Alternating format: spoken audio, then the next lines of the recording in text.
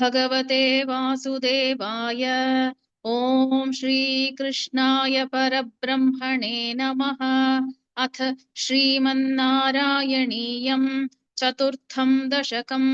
अष्टाङ्गयोगवर्णनम् योगसिद्धिवर्णनम् च। कल्यतां मम कुरुष्व तावतीं कल्यते भवदुपासनैयया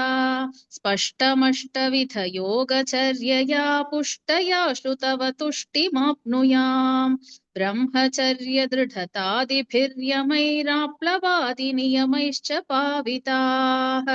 कुर्महे दृढममी सुखासनं पङ्कजाद्यमपि वा भवत्पराः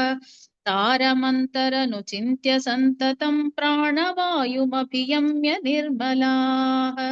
इन्द्रियाणि विषयादथापहृत्यास्महे भवदुपासनोन्मुखाः अस्फुटेव पुषिते प्रयत्नतः धारयेमधिषणां मुहुर्मुहुः तेन भक्तिरसमन्तरार्द्रतामुद्वहेम भवदङ्घ्रिचिन्तकाः विस्फुटावयवभेदसुन्दरं त्वद्वपुश्चिरशीलनावशात् अश्रमं मनसि चिन्तयामहे ध्यानयोगनिरतास्त्वदाश्रयाः ध्यायतां सकलमूर्तिमीदृशीमुन्मिषन्मधुरता हृतात्मनाम् सान्द्रमोदरसरूपमान्तरं ब्रह्मरूपमयि तेव भासते त्वत्समास्वदनरूपिणीं स्थितिं त्वत्समाधिमयि विश्वनायक आश्रिताः पुनरतः परिच्युतौ आरभेमहि च धारणादिकम् त्वत्वपुरात्मसुखकल्पितोत्सवाः मुक्तभक्तकुलमौलिताङ्गताः सञ्चरेम शुकनारदादिवत् त्वत्समाधिविजयेतु यः पुनर्मङ्क्षुमोक्षरसिकः क्रमेण वा योगवश्यमनिलं षडाश्रयैरुन्नयत्यजसुषुम्नयाशनैः लिङ्गदेहमपि सन्त्यजन्नतः लीयते त्वयि परे निराग्रहः ऊर्ध्वलोककुतुकीतुमूर्धतः सार्थमेव करणैर्निरीयते अग्निवासरवलक्षपक्षगैरुत्तरायणजुषा च दैवतैः प्रापितो रविपदं भवत्परः मोदवान् ध्रुवपदान्तमीयते आस्थितोत्थमहरालये यदा शेषवक्त्रदहनोष्मणार्त्यते ईयते भवदुपाश्रयस्तदा वेधसः परमतः पुरैव वा तत्र वा तव पदेऽथवा वसन् प्राकृतप्रलय एति मुक्तताम् स्वेच्छया खलु पुरा विमुच्यते संविभिद्य जगदण्डमोजसा तस्य च क्षितिपयो महो निलद्यो महत्प्रकृतिसप्तकावृतीः तत्तदात्मकतया विशन् सुखी याति ते पदमनावृतौ विभो अर्चिरादिगतिमीदृशी व्रजन् विच्युतिन्न भजते जगत्पते सच्चिदात्मक भवद्गुणोदयानुच्चरन्तमनिलेश पाहि माम् इति श्रीमन्नारायणीये अष्टाङ्गयोगवर्णनम् योगसिद्धिवर्णनम् चेति चतुर्थं दशकं समाप्तम् नारायणाखिलगुरो भगवन्नमस्ते नारायणाखिलगुरो भगवन्नमस्ते। अथ पञ्चमं दशकं विराट्पुरुषोत्पत्तिवर्णनम् व्यक्ताव्यक्तमिदन्न किञ्चिदभवत् प्राक्प्राकृतप्रक्षये मायायां गुणसाम्यरुद्धविकृतौ त्वय्यागतायाल्लयम् नो मृत्युश्च तदामृतं च समभून्नान्होन्न रात्रे स्थितिः तत्रैकस्त्वमशिष्यथः किल परानन्दप्रकाशात्मना कालः कर्म गुणाश्च जीवनिवहा विश्वं च कार्यौ विभो चिल्लीलारतिमेयुषि त्वयि तदा निर्लीनता माययुः तेषान्नैव वदन्त्यसत्त्वमयि भोः शक्यात्मना तिष्ठताम् नो चेत् किं गगनप्रसूनसदृशां भूयो भवेत् सम्भवः एवं च द्विपरार्थकालविगता वीक्षांसि सृक्षात्मिकाम् बिभ्राणे त्वयि चुक्षुभे त्रिभुवनी भावाय माया स्वयम् मायातः खलु कालशक्तिरखिला दृष्टं स्वभावोऽपि च प्रादुर्भूय गुणान् विकास्य विदधुस्तस्याः सहायक्रियाम् माया सन्निहितो प्रविष्ट वपुषा साक्षीति गीतो भवान् भेदैस्तां प्रतिबिम्बतो विविशिवान् जीवोऽपि नैवापरः कालादिप्रतिबोधिताथ भवता सञ्चोदिता च स्वयं माया सा खलु बुद्धितत्त्वमसृजद्योऽसौ महानुच्यते तत्रासौ त्रिगुणात्मकोऽपि च महान् सत्त्वप्रधानः स्वयं जीवेऽस्मिन् खलु निर्विकल्पमहमित्युद्बोधनिष्पादकः चक्रेऽस्मिन् सविकल्पबोधकमहन् तत्त्वं महान् खल्वसौ सम्पुष्टं त्रिगुणैस्तमोति बहुलम् विष्णो भवत्प्रेरणात् सोऽहं च त्रिगुणक्रमात् त्रिविधता मासाद्य वैकारिकः भूयस्तैजसतामसा विधि भवन्नाद्येन सत्त्वात्मना देवानिन्द्रियमानिनो कृतदिशा वातार्कपाशश्विनः वह्नीन्द्राच्युतमित्रकान् विधुविधिः श्रीरुद्रशारीरकान् भूमन्मानसबुद्ध्यहङ्कृतिमिलच्चित्ताख्यवृत्त्यन्वितम् तच्चान्तःकरणौ विभो तव बलात् सत्त्वांश एवासृजत् जातस्तैजसतो दशेन्द्रियगणस्तत्तामसांशात् पुनः तन्मात्रन्नभसो मरुत्पुरपते शब्दो जनित्वद्बलात् शब्दाद्यो मततः ससर्जित विभो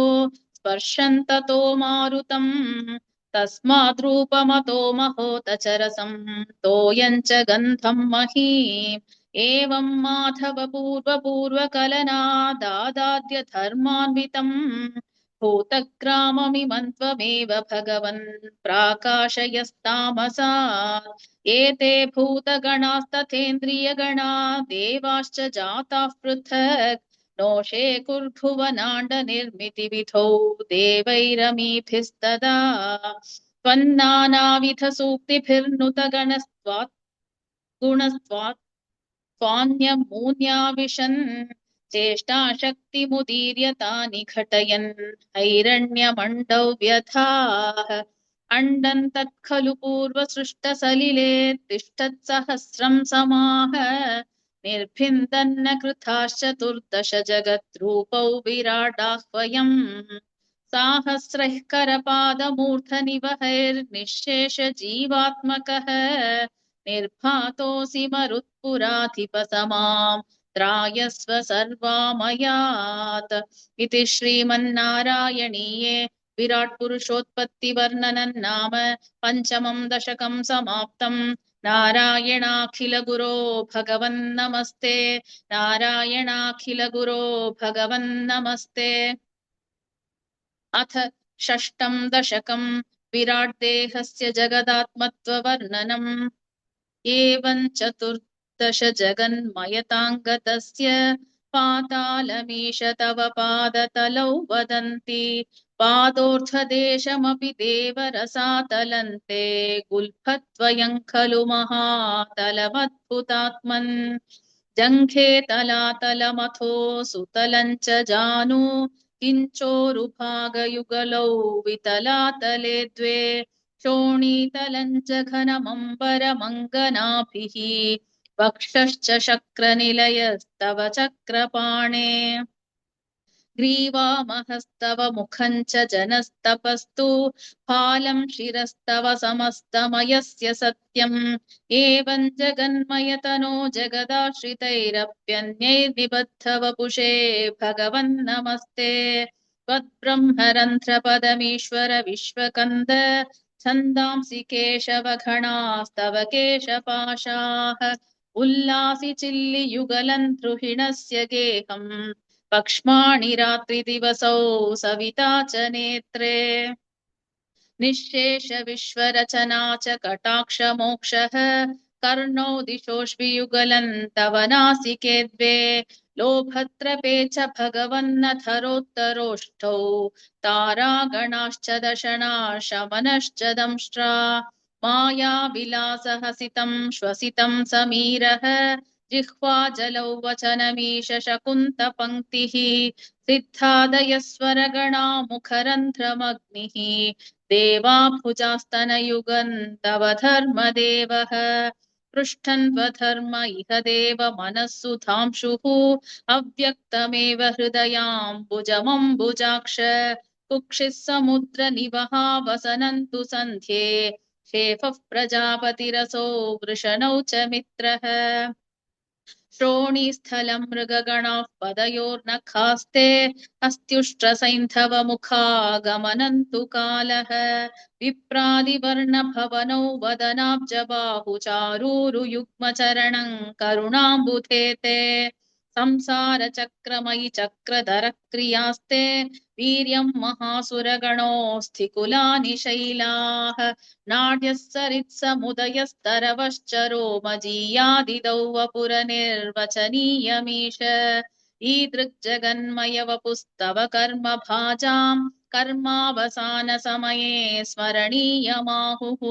तस्यान्तरात्मवपुषे विमलात्मने ते वातालयाधिप नमोऽस्तु निरुन्धिरोगान् इति श्रीमन्नारायणीये विराट्देहस्य जगदात्मत्ववर्णनं नाम षष्ठं दशकं समाप्तम् नारायणाखिलगुरो भगवन्नमस्ते नारायणाखिलगुरो भगवन्नमस्ते अथ सप्तमं दशकं हिरण्यगर्भोत्पत्तिवर्णनं वैकुण्ठदर्शनं च एवं देव चतुर्दशात्मकजगद्रूपेण जातः पुनः तस्योर्ध्वं खलु सत्यलोकनिलये जातोऽसि धाता स्वयं यं शंसन्ति हिरण्यगर्भमखिलत्रैलोक्यजीवात्मकम् यो भूत्स्फीतरजो विकारविकसन्नानासि सृक्षारसः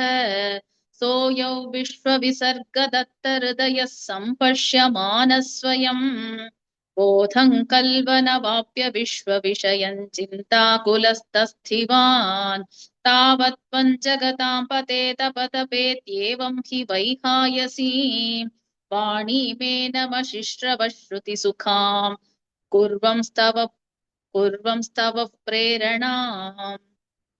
कोऽसौ मामवदत् पुमानिति जला पूर्णे जगन्मण्डले दिक्षुद्वीक्ष्य किमप्यनीक्षितवता वाक्यार्थमुत्पश्यता दिव्यौ वर्षसहस्रमाततपसा तेन त्वमाराधितः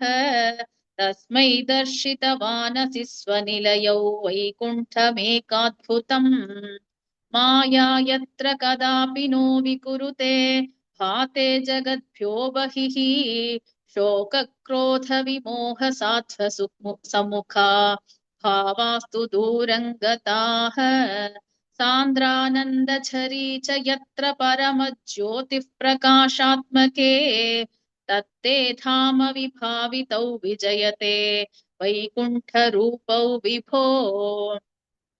यस्मिन्नाम चतुर्भुजा हरिमणिश्यामावदातद्विषः नानाभूषणरत्नदीपितदिशो राजद्विमानालयाः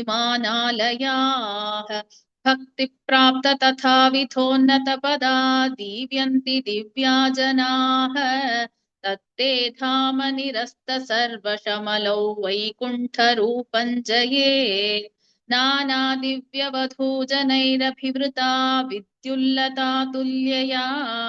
विश्वोन्मादनहृद्यगात्रलतया विद्योतिता शान्तरा त्वत्पादाम्बुजसौरभैककुतुकाल्लक्ष्मी स्वयल्लक्ष्यते यस्मिन् विस्मयनीय दिव्यविभवन् तत्ते पदं देहि मे तत्रैवं प्रतिदर्शिते निजपदे रत्नासनाध्यासितम् भास्वत्कोटिलसत्किरीटकटकाद्याकल्पदी श्रीवत्साङ्कितमात्तकौस्तुभमणिच्छायारुणङ्कारणम् विश्वेशान्तवरूपमैक्षत विधिस्तत्ते विभो भातु मे कालाम्भोदकलाय कोमलरुचे चक्रेण चक्रन्दिशाम् आवृण्वानमुदारमन्दहसितस्यन्दप्रसन्नाननम् राजत्कम्बुगदारिपङ्कजधर श्रीमद्भुजामण्डलम् स्रष्टुस्तुष्टिकरौ वपुस्तव विभो मद्रोगमुद्वासयेत् दृष्ट्वा संभृतसम्भ्रमः कमलभूस्त्वत्पादपाथोरुहे हर्षावेशवशौ वदो निपतितः प्रीत्या कृतार्थी भवन् जानास्येव मनीषितं मम विभो ज्ञानन्तदापादय द्वैताद्वैतभवत्स्वरूप परमित्याचष्टतं त्वां भजे आताम्रे चरणे विनम्रमथतं हस्तेन हस्ते स्पृशन् बोधस्ते भविता न सर्गविधिभिर्बन्धोऽपि सञ्जायते इत्याभाष्य गिरं प्रतोष्य नितरान् तच्चित्तगूढस्वयम् सृष्टौ तं समुदैरयः स भगवन्नुल्लासयोल्लाखताम् इति श्रीमन्नारायणीये हिरण्यगर्भोत्पत्तिवर्णनम् वैकुण्ठदर्शनं चेति सप्तमं दशकं समाप्तम् नारायणाखिलगुरो भगवन्नमस्ते नारायणाखिलगुरो भगवन्नमस्ते